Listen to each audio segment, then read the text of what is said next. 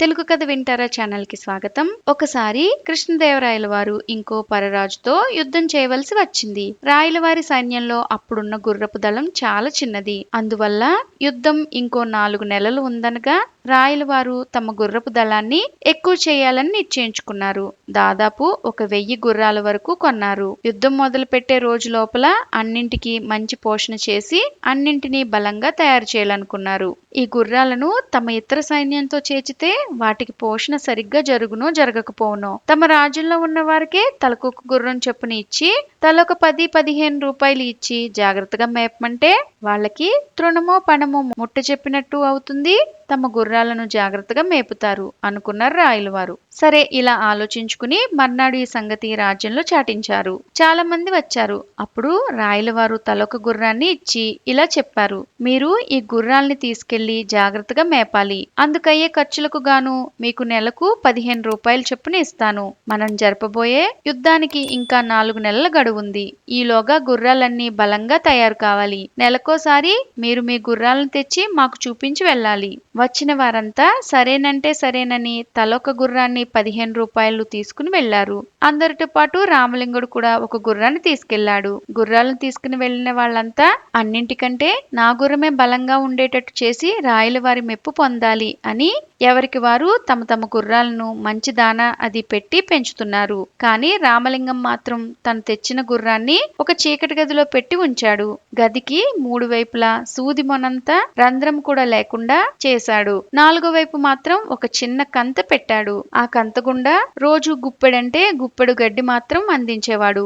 ఇంతకు మించి పాపం దానికి వేరే తిండి పెట్టేవాడు కాదు. ఆ గుప్పెడు గడ్డే తిని గుర్రం చావకుండా బతకకుండా అలాగే రోజు రోజుకి చిక్కిపోతూ ఉంది.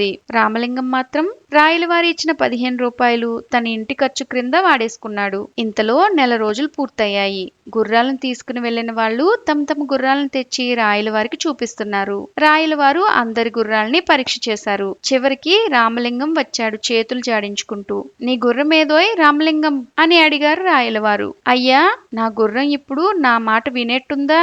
అందరి గుర్రాల కంటే నా గుర్రమే బాగుండాలని మీరు ఇచ్చిన 15 రూపాయలు కాక ఇంకో 5 రూపాయలు నా చేతి వేసి దానికి మంచి మంచి దాణా పెట్టి ఎంతో జాగ్రత్తగా చూశాను. నేనలా చూడడమే పెద్ద పొరపాటు అయిపోయింది. దానికిప్పుడు బాగా కొవ్వెక్కి ఉంది. నన్ను దగ్గరికి రానివ్వటం లేదు. దాన్ని ఇక్కడికి తేవడం నా తరం కాదు. అవసరమని తోస్తే మన గుర్రపు దళానికి నాయకుడైన అబ్దుల్లా ఖాన్ని పంపించి తెప్పించండి. అతనికి ఎలాంటి పొగరుబోతు గుర్రమైనా లొంగుతుంది అన్నాడు రామలింగం. సరేనని అబ్దుల్లా ఖాన్ని రామలింగం వెంట పంపారు రాయల వారు. ఈ వింత చూద్దామని మిగతా వారు కూడా వెంట వెళ్లారు. రామలింగం ఖాన్ను తన గుర్రం ఉన్న చీకటి కొట్టు దగ్గరికి తీసుకువెళ్లాడు. బయట కట్టేస్తే తెంచుకుని పారిపోతుంది. అందుకనే దాన్ని ఈ గదిలో కట్టిపడేశాను. చూడు అని రామలింగం ఖాన్ను కంత దగ్గరికి పంపాడు. ఆ కానుకి ఒక మూరెడు గడ్డం ఉంది. కాను గుర్రాన్ని చూద్దామని కంతలో తలపెట్టాడు. అలా కంతలో తలపెట్టడంలో అతని గడ్డం కూడా కంతలోకి పోయింది. అసలే తిండికి మొహమాచి ఉంది కదా,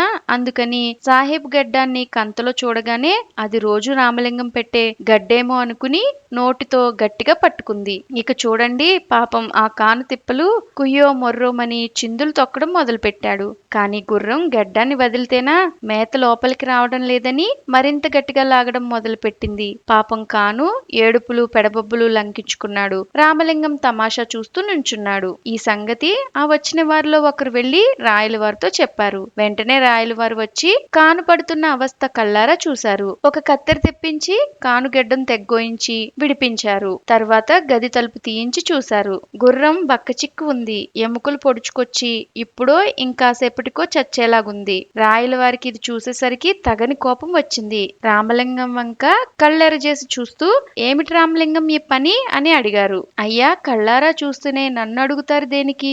తిండి నీళ్లు లేకుండా ఇలా మార్చి చంపితేనే దీనికి ఇంత పొగరెక్కి పాపం మన కాన్ను ఇలా ఏడిపించింది కదా.